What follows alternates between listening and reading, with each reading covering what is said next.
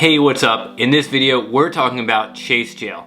That's right, the 524 rule. You probably heard about it quite a bit already. We've talked about it quite a bit on this channel, but in this video, we're gonna make sure that we don't get in Chase Jail, or if we do, we're gonna make sure that we plan to get in it and have a plan to get out. Chase, they do have a lot of amazing cards. They're one of the top credit card issuers in the United States with the Freedom cards, Sapphire cards, and they have a long list of co-branded cards like Marriott, Hyatt, United. They even have Amazon and Starbucks. But in this video, we're going to talk about the 524 rule and give our opinions on what might be the best option for coming up with a plan for getting credit cards. So if you don't know what the 524 rule is, Chase will only accept applicants if they haven't opened up 5 cards within a 24-month period. So that's 2 years. And it doesn't matter what your credit score is, doesn't matter what your income is. Typically, if they see 5 cards within a 24-month period, they're just gonna automatically decline you. So you obviously aren't going to want to get that hard pull on your credit for no reason if you know you're not going to get that credit card. Now, there are some exceptions for this.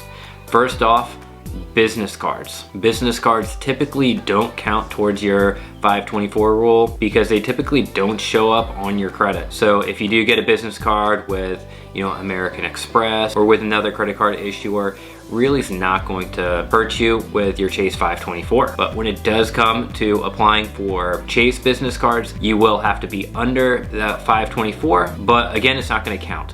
So if you do have 4 cards, you decide to apply for the Chase Inc. card, you still would then, after you get approved for that card, be able to go for another card. And if then, say that card is a Sapphire card or any other personal card, that would count as your 5th card. Now, there has been a lot of reports about Chase actually becoming more lax on this 524 rule, and it comes to their co-branded cards. Cards like United, Southwest, Amazon. There have been reports of people applying when they have 5 cards and they're getting approved for those co-branded cards.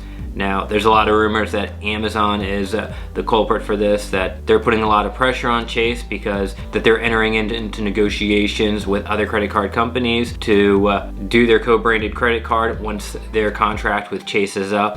And chances are, I wouldn't be surprised if they do decide to go with another brand that is going to end up being American Express. They're kind of the top contenders right now, I hear, with the rumors. But obviously, these other brands, they want people to get their cards so that they become more loyal to their brand. Brands like Amazon, brands like Southwest, brands like United, and they're going to want people to get those credit cards.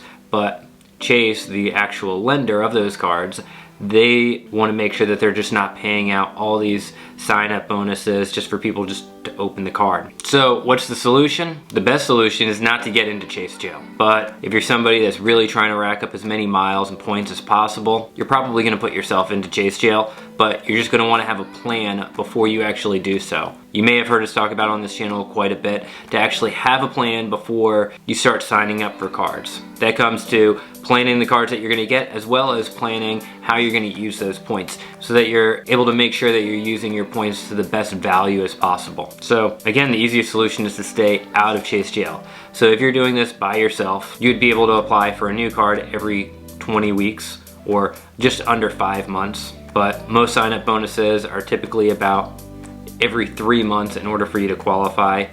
Some are 6 months. So you might want to take that into consideration as you're actually planning your cards. Now, if you're lucky like us, where you're doing this 2-player mode, me and my wife were both trying to rack up as many points as miles as possible. Since sign-up bonuses are every 3 months, I can apply for a card, she can apply for a card, so that we're always constantly working for a new sign-up bonus. And if that's the case, essentially we'd be able to get a new card every 10 weeks, which definitely makes it pretty doable for us. It's just under 3 months, so as soon as we hit one sign-up bonus, the next person's able to do another sign-up bonus. So that's going to be the easiest way for you to actually be able to stay under a single person, or if you're doing this 2-player with your husband, wife, boyfriend, girlfriend, or even just your partner that you end up traveling with quite a bit. So obviously the next step is when you are starting off, you're gonna wanna get as many chase cards as possible. Those 5 cards that you're first getting, you might want those all to be chase cards, because once you go over that 5, you're gonna have to wait 24 months for that first card to fall off. Another tip that we have, the first cards that you start with, you might wanna have those lower tier credit cards, the ones that don't have as large of a sign-up bonus, but don't have as much minimum spend requirement, so that you're able to get those all very early on, because the quicker you get those, the quicker those fall off. So we would recommend with going with like the Freedom cards to start off with. There's the Freedom Flex card and the Freedom Unlimited card. Both of those cards right now have a $200 sign-up bonus or 20,000 points. After you spend $500 in the first 3 months, $500, we're able to do that within probably a month. So if you're able to get one of those back to back, then be able to very quickly, once you do hit 24 months, the 25th month, the 26th month, those cards would fall off. And those cards are actually really valuable because they have a really unique way that you're going to be able to earn points, especially that Freedom Flex card, where you have those rotating categories, the 5 times rotating categories. And then those points, if you transfer them over to one of the Sapphire cards, you're going to be able to get 1.25 points in value if you have the Sapphire Preferred card, and then if you have the Sapphire Reserve card, that's going to be 1.5 times points. So that 5 times points on your rotating category could be worth all the way up to 7.5 points. I would also recommend right before you do hit that 5th card, if you're able to get one of Chase's co-branded business cards, I would recommend right before that 5th card, so when you have 4 cards within a 24-month period, if you're able to get any Chase's business cards, go with that, because you still will have to have under 5 cards to get approved for Chase's business cards, but all business cards for the most part will not count towards your 524. So if you're thinking about getting the ink card, if you're thinking about getting maybe another one of those co-branded business cards, look at that option before you hit the 5th one.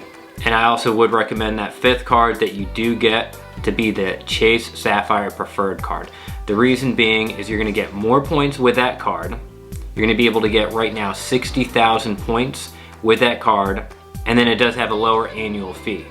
Now that annual fee right now is $99, and if you are just planning on first building up your points within the Chase system by getting the Freedom cards, by getting the Sapphire cards, maybe by getting one of the ink cards, all these cards that are going to be able to give you ultimate rewards points, then a year after you've had that Sapphire Preferred card, you're able to either do one of 2 things. You're able to upgrade to the Sapphire Reserve card, which is going to give those points even more value, or if you don't want to have an annual fee, you're able to downgrade to the Freedom card. Now if you downgrade to the Freedom card or the Freedom Unlimited card, it's going to be another Visa card, so that's actually going to be able to keep you so it doesn't count as a new card. It's just going to be considered a downgrade. And I would recommend going with the Freedom card because it does have another one of those 5 times rotating categories. And then once you do hit that 5th card, at that point I would look at some of those cards that are going to have a longer period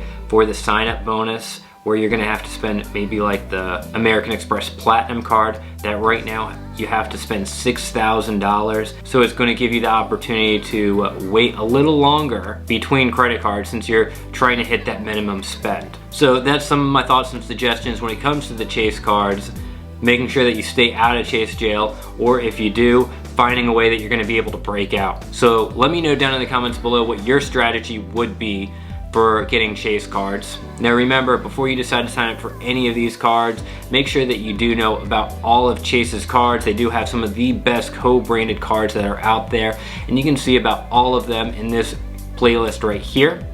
Thank you again for watching. Please hit the like button, subscribe if you're new to the channel, and hit the bell icon for notifications. I'll see you in the next video. Bye guys.